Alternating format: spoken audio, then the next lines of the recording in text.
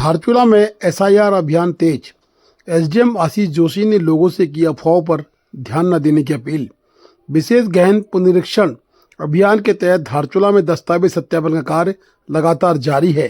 Block सभागार और तहसील सभागार में विभिन्न गांवों एवं नगर पालिका क्षेत्र के मतदाता के दस्तावेजों का सत्यापन किया जा रहा है। मैप्ड, अनमैप्ड और विसंगति वाले मामलों में भी आवश्यक दस्तावेज लेकर उनका निस्तारण किया जा रहा है। इस बीच उपजिलाधिकारी आशीष जोशी ने क्षेत्रवासियों से अपील करते हुए कहा, किसी भी प्रकार की घबराहट की आवश्यकता नहीं है। उन्होंने कहा कि निर्वाचन आयोग द्वारा निर्धारित 11 वैध दस्तावेजों में से कोई एक दस्तावेज यदि मतदाता अपने बीएलओ अथवा संबंधित सक्षम अधिकारी के पास जमा करता है तो उसकी संस्तुति के साथ प्रकरण अग्रसारित किया जाएगा और नियमानुसार उसका नाम मतदाता सूची में दर्ज रहेगा। एसडीएम ने कहा, जिन लोगों को मैप्ड या अनमैप्ड संबंधी नोटिस प्राप्त हुए हैं वे भी संबंधित अधिकारियों से संपर्क कर अपनी समस्याओं का समाधान कर सकते हैं। प्रशासन ने पुनः स्पष्ट किया है कि निर्धारित समय सीमा के भीतर दस्तावेज जमा करने से अनावश्यक परेशानी से बचा जा सकता है, इसलिए सभी पात्र मतदाताओं से समय रहते सत्यापन प्रक्रिया पूरी करने का आग्रह किया गया है। उपजिलाधिकारी आशीष जोशी स्वयं भी जौलजीबी, बलवाकुर सहित विभिन्न क्षेत्रों का दौरा कर एसआईआर अभियान की निगरानी स्वयं कर रहे हैं और अधिकारियों के साथ शिविरों की व्यवस्था का भी जायजा लगातार ले रहे हैं। कई ग्रामीणों की आशाएं आपके साथ जुड़ी हैं। एसआईआर में क्या दिक्कतें आ रही हैं? सर एसआईआर में सबसे पहले तो सर दिक्कत ये आ रही है जैसे कि जिसके मायका में नाम नहीं चढ़ा, पहले नाम कट गया होगा, उनका नाम चढ़ाने में अभी दोबारा ऑनलाइन करने में और इस तरह बनाने में कुछ थोड़ा समय लग रहा है। इस चीज़ से थोड़ा वो दिक्कत आ रही है। बाकी तो सब ठीक ही है, बाकी तो सब ठीक है। अगर वो कागज डॉक्यूमेंट जल्दी बन जाते हैं तो कोई प्रॉब्लम नहीं। वही डॉक्यूमेंट मांगा गया वहाँ पे स्थायी या प्रवासन नकल या बैंक खाता जो भी ये डॉक्यूमेंट मांगा गया। तो अभी आप कौन से गाँव का करा रहे हैं अपने? अभी हम न्यू और 16 का करा, न्यू 16 का दो बूथ है वहाँ करा रहे हैं। मैं इस वक्त एडीओ पंचायत के कार्यालय के बाहर खड़ा हूं, जहां आज लुरकोट, तांथर और खोतीला के लोग अपने एसआईआर के दस्तावेज जमा करने आए हैं। दस्तावेज जमा करने का आज अंतिम दिन है। लुरकोट, तांथर और खोतीला का लोगों की भीड़ उमड़ी पड़ी है। विसंगतियां और अनमैप्ड को दूर करवाने के लिए एडीओ पंचायत भी जुटे हैं, पूरी टीम जुटी है। और मैं लोगों से निवेदन करूंगा, जब आपकी तिथि निकल रही है, नगर क्षेत्र के लोग नगर पालिका के ईओ, तहसीलदार या फिर एडीओ पंचायत से संपर्क अवश्य कर लें, जिससे कि आपके नाम छूट रहे हैं तो क्यों छूट रहे हैं उसका समाधान हो सके। अगर नाम छूट गया तो बाद में आपको फॉर्म 6 के तहत भी मौका दिया जाएगा, लेकिन संपर्क करना जरूरी है।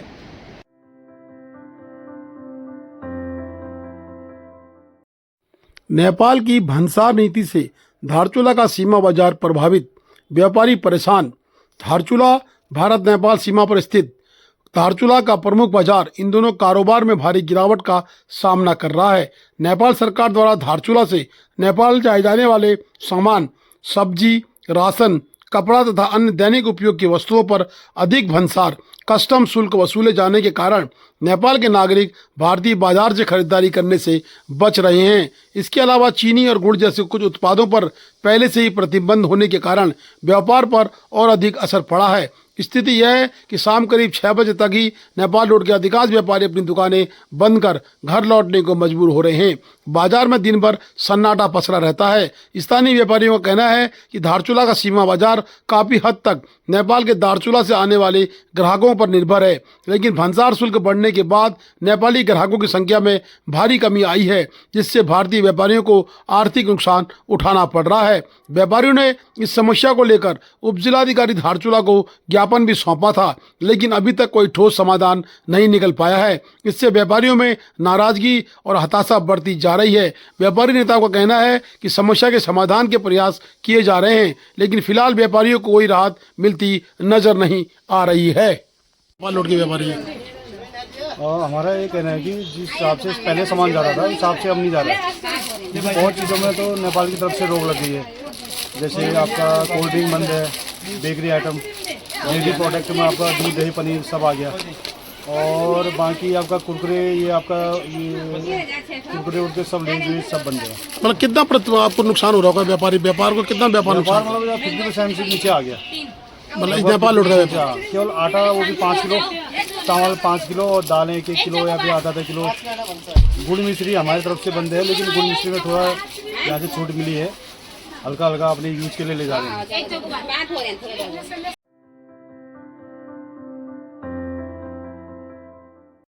सुस्त गति से चल रहे पलवाकोट से तवागढ़ तक के सड़क के कार्य में पेट्रोल पंप से लेकर हाट तक के मकानों को जहां मुआवजे की दरकार थी वहां प्रशासन ने अब बुलडोजर चला दिया है। बता दें कि प्रशासन का बुलडोजर फिर से चल चुका है और अब मकानों को तोड़फोड़ शुरू कर दिया गया है। कई मकान मालिकों ने बताया कि अभी उनके दस्तावेज पूर्ण रूप से जमा होने के बाद भी अभी तक मुआवजा नहीं आया है। तहसीलदार धारचूला ने बताया कि सभी लोगों को मुआवजा नियमानुसार मिलेगा। सड़क में देरी के खातिर जल्द जिलाधिकारी के आदेशानुसार उक्त तोड़फोड़ शुरू हो चुकी है। बता दें कि सड़क कंपनी अब पूर्ण रूप से कार्य को निपटाने के मन बना चुकी है। कई वर्षों से लगातार कार्य चल रहा है और अभी तक कार्य की प्रगति काफी धीमी नजर आ रही थी।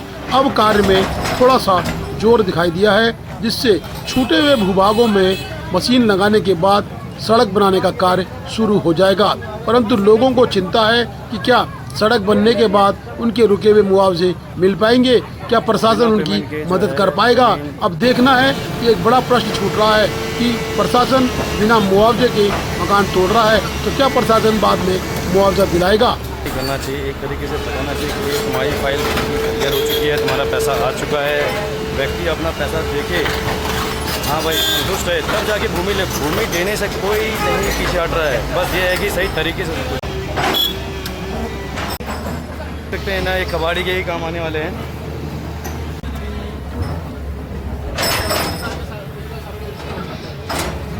और आप देख सकते हैं अभी फ़िलहाल रोक दिया गया है।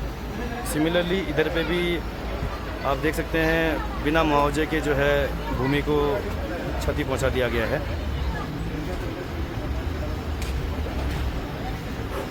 तो कटने के बाद क्या मुआवजा ये देंगे या आसानी से देंगे या कितने चक्कर लगाएंगे, सवाल ये भी बनता है।